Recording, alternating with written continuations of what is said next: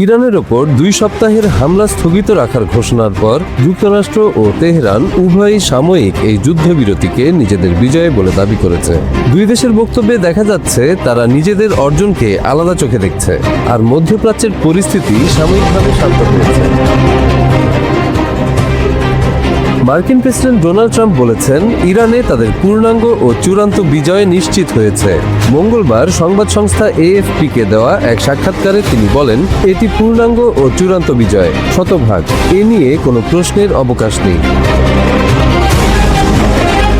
White house থেকেও 2 সপ্তাহের যুদ্ধবিরতিকে যুক্তরাষ্ট্রের জন্য বিজয় হিসেবে বর্ণনা করা হয়েছে। প্রেস সেক্রেটারি এক্সে লিখেছেন, প্রেসিডেন্ট ট্রাম্প এবং আমাদের অসাধারণ সামরিক বাহিনী এটি সম্ভব করেছেন। পাশাপাশি হরমুজ প্রণালী পুনরায় খুলে দেওয়া হয়েছে। তিনি আরও বলেন, 38 দিনের মধ্যে আমরা আমাদের মূল সামরিক লক্ষ্যগুলো অর্জন করেছি এবং তা অতিক্রম করেছি। যুক্তরাষ্ট্রের স্বার্থ এগিয়ে নেওয়া এবং শান্তি প্রতিষ্ঠার ক্ষেত্রে প্রেসিডেন্ট ট্রাম্পের সক্ষমতাকে কখনো হালকাভাবে নেওয়া যাবে না। অন্যদিকে ইরানের সুপ্রিম ন্যাশনাল সিকিউরিটি কাউন্সিল যুদ্ধবিরতিকে নিজেদের ঐতিহাসিক বিজয় হিসেবে দাবি করেছে।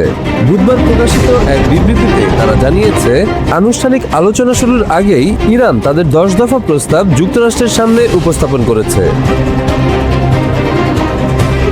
সেই প্রস্তাবে ভবিষ্যতে কোনো আগ্রাসন না চালানোর নিশ্চয়তা, হরমুজ প্রণালীর উপর ইরানের নিয়ন্ত্রণ বজায় রাখা, নিষেধাজ্ঞা শিথিল করা, মধ্যপ্রাচ্য থেকে মার্কিন বাহিনী প্রত্যাহার এবং যুদ্ধের ক্ষতিপূরণের বিষয়গুলো অন্তর্ভুক্ত রয়েছে।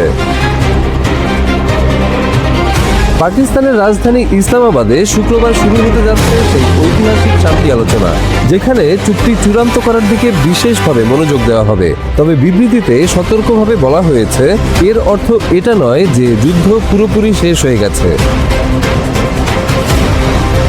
তেহরান পাকিস্তানের মাধ্যমে যুক্তরাষ্ট্রকে তাদের নীতিগুলো জমা দিয়েছে।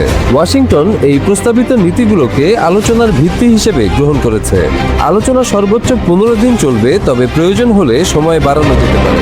যে কোনো চূড়ান্ত চুক্তি আন্তর্জাতিক ব্যবস্থার মাধ্যমে আনুষ্ঠানিকভাবে স্বীকৃত হতে হবে।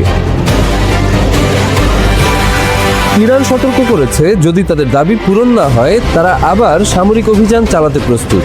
ট্রাম্প এই বিরতিকে দ্বিপক্ষীয় যুদ্ধবিরতি বলে বর্ণনা করেছেন।